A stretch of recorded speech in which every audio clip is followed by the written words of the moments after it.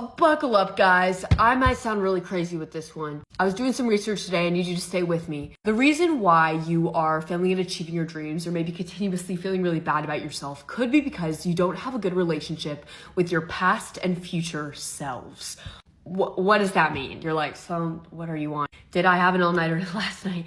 Yes. Am I still gonna cook? Yes. Self-continuity, which I'll get into that in a second, is scientifically proven to increase your mental health and your emotional resilience. And people who are going through a really hard time, for example, someone who is in poverty or suffering with depression, those are people who have really low levels of self-continuity. So you want that up, okay? Let's start with future self. To have a good relationship with your future self is to be able to connect the dots like, hey, that's actually me. The time is gonna pass and I'm gonna be there, and therefore I am like on that person's team and I wanna take actions towards making their life easier. So this is where we can get in like delayed gratification, for example. If you're someone who has a good relationship with your future self, that means you are going to want to take sacrifices now to get the good things later. Whereas if you feel really disconnected from your future self, you're only going to want to act in the here and the now, and you're not going to think so much about those consequences later on, which is obviously not a great way to live your life. But it doesn't just apply to the future. It also applies to how you look back at your past self.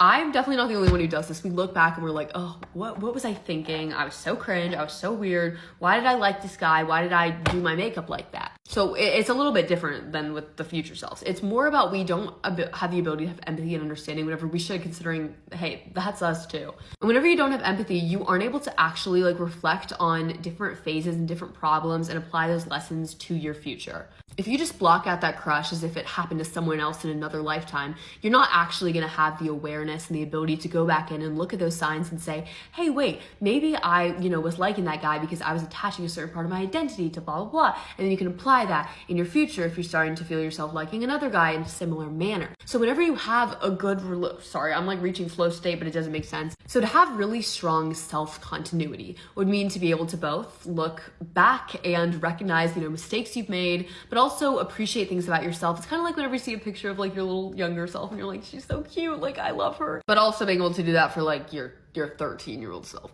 whilst at the same time being able to think of and empathize with your future self. If you were able to at least put in a greater effort at doing both of these things, I promise you are going to be very surprised with the outcomes. So this is actually something that I have been really doing intuitively for a while. I always write myself little notes apps where it's like, hey, fill this in when you, after the pageant, or fill this in after the pitch, or fill this out after you get over this crush. It sort of feels like whenever I go back and answer those questions, I am engaging a conversation with both my future and my past self. Because whenever I'm writing it, it's like I'm talking to my future self, I'm asking questions, I'm saying, so, what was the deal all along? Like, what ended up happening? All these things. It feels like I'm getting some of that release for those delayed gratification of questions and things that we're not going to get to find out until the future.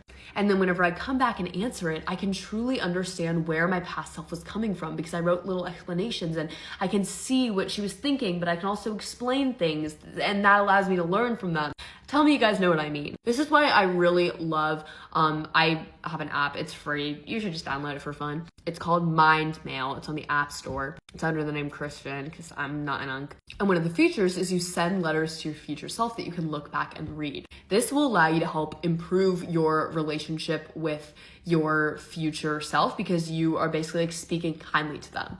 Now guys, I don't know, let me know what you think about this. I can understand how maybe a little bit would sound a little like woo-woo, but it truly is so helpful for me. I've been sending myself letters on Mind Mail to my future self and little notifications for weeks now, and it's really been helping me. But you know what's gonna help me even more right now, my future self, especially sleeping.